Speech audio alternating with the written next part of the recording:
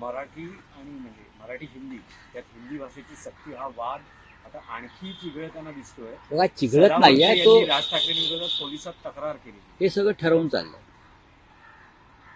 महानगरपालिका निवडणुकीच्या आधी कोणता वाद निर्माण करता येईल ह्याच्यावरती कॅफेमध्ये खल झाला. आणि त्यानंतर बघा, मराठीच पाहिजे ना या मुंबईमध्ये, त्याच्याविषयी काय आक्षेप असण्याचं कारणच नाहीये. महाराष्ट्राला आणि मराठीला सगळ्यात जास्त धोका कोणापासून असेल ते हिंदीपासून नसून तो गुजरातीपासून आहे.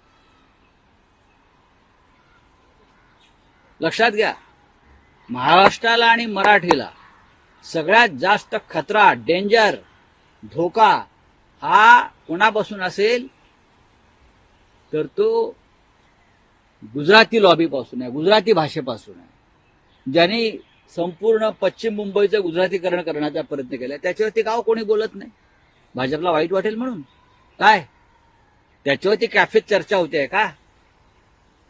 त्याच्यामध्ये कधी कॅफेवर चर्चा झाली का? त्याच्यावरती कधी कोणी त्या गुजराती लॉबीच्या विरुद्ध किंवा गुजराती भाषेच्या आक्रमणाविरुद्ध महाराष्ट्रावर कुणी काळं फासणं, किंवा जे गुजराती बोर्ड लागलेले आहेत ते जाळणं, ते आम्ही करतो आहोत. हिंदीच्या सक्तीविरुद्ध आमचा वाद आहे. हिंदी भाषेला वाद असण्याचं कारण नाही. आणि हे शैक्षणिक धोरणाच्या भागापुरतं मर्यादित आहे. पण महापालिका निवडणुकीच्या आधी त्यांना हे नवीन नवीन वाद निर्माण करायचे आहेत. कॅफे पण चालला पाहिजे ना. नाही, पण राऊत साहेब, तुम्ही ज्यावेळेस मनसेवर असा एक आरोप करतात, टीका मी मनसेवर कुठे, मी कॅफेमध्ये चर्चा होतात. पण तेही हा मुद्दा उपस्थित करतात की आदित्य ठाकरेंनी त्यांच्या प्रचारात वरळीत केमछोचे बॅनर लावले होते. केमछो बघा, त्यांनी एक बॅनर लावला केमछो, आम्ही लावला तो. आम्ही कोणावरती आक्रमण केलं नाही की त्याने आक्रमण केलं नाही. पण सरळ सरळ गुजरातमधून येणारे नेते, घाटकोपरची भाषा गुजराती, बोरिवलीची भाषा गुजराती, अमुक भागाची भाषा गुजराती, ह्याच्यावरती हे का उसळत नाहीत? का अमित शहाना वाईट वाटेल म्हणून की नरेंद्र मोदी, फडणवीस यांना मानसिक त्रास होईल म्हणून अशा प्रकारे हिंदी विरोध सुरू केलाय?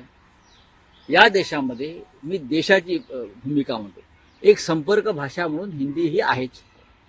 राष्ट्रभाषेचा दर्जा तिला दिला जरी राष्ट्रभाषा नसली, कारण संपूर्ण देशामध्ये कोणतीही तरी एक भाषा पाहिजे, ती हिंदी आहे. शालेय अभ्यासक्रमासंदर्भात महाराष्ट्रामध्ये मराठी पहिल्या क्रमांकावर असायला पाहिजे. आणि मराठी पहिल्या क्रमांकावर असण्यासंदर्भात कोणाचं दुमतच नाहीये. तुम्ही तिसऱ्या भाषेच्या, त्रिसूत्री भाषा जो आहे प्रकार, हा विषय तिसऱ्या भाषेसंदर्भात आहे. ज्याला घ्यायचे ते घेतील, पण सक्ती करायची नाही. मिस्टर फडणवीस, हा महाराष्ट्र आहे. आम्ही बोलतोय ना हिंदी. आम्ही दिल्लीत देशात जाऊन हिंदीच बोलतो. आमची मुलं परदेशात शिकत नाहीयेत. आमची मुलं पॉप संगीत गात नाहीयेत. लक्षात घ्या. तुम्हाला असं वाटत नाही का की दक्षिणेतले लोक जितके त्यांच्या भाषा आणि अस्मितेविषयी कडवट आहेत, तितके मराठी लोक आपल्या भाषा अस्मितेसाठी कडवटपणा कमी दाखवत आहेत? त्यामुळे तुमचा गैरसमज आहे. दक्षिणेतले लोक हा जो विषय आहे ना, तर दक्षिणेतले राज्यकर्ते म्हटलं पाहिजे. दक्षिणेतले राज्यकर्ते कडवट आहेत, जेवढे आमचे नाही आहेत. आमचे गुलाम आहेत ना, आमचे व्यापारी आहेत, आमचे धंदेवाईक आहेत, आमचे दिल्लीचे चरणदास आहेत. आता हे सगळे राज्यकर्ते, आता राज ठाकरे अमित शहाशी कोणत्या भाषेत बोलतात? कोणत्या भाषेत बोलतात? राज ठाकरे मोदींशी कोणत्या भाषेत बोलतात? स्पष्ट करा. किंवा आता एकनाथ शिंदे आणि त्यांची जी टोळी आहे सनशी, ते अमित शहा आणि म्हणजे कोणते नरेंद्र मोदीशी कोणत्या भाषेत बोलतात? इंग्रजीमध्ये बोलतात, जर्मनीमध्ये बोलतात की फ्रेंच भाषा? त्यांनी फ्रेंचचा कोर्स केलाय? सांगावं त्यांनी. तुम्हाला संपर्क भाषा म्हणून, संवादाची भाषा म्हणून हिंदीतच संवाद करावा लागतो. ज्याची इंग्रजीचे वांदे आहेत त्यांना हिंदीचा आधार घ्यावाच लागतो ना. ती कशाला नाटकं करताय?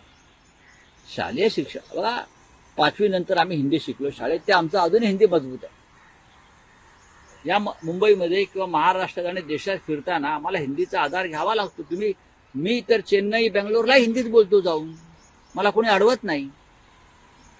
इंग्लिशही बोलतो. मराठीवरती आम्ही आक्रमण होऊ देणार नाही, ही आमची भूमिका कायम. म्हणजे मराठी आई आहे, इतर भाषा आमच्या मावश्या आहेत. आम्ही मावश्या मारून आई मारून मावश्यांचं रक्षण नाही करणार, ही बाळासाहेब ठाकरेंची भूमिका आहे. हे आम्हाला काय सांगतायत?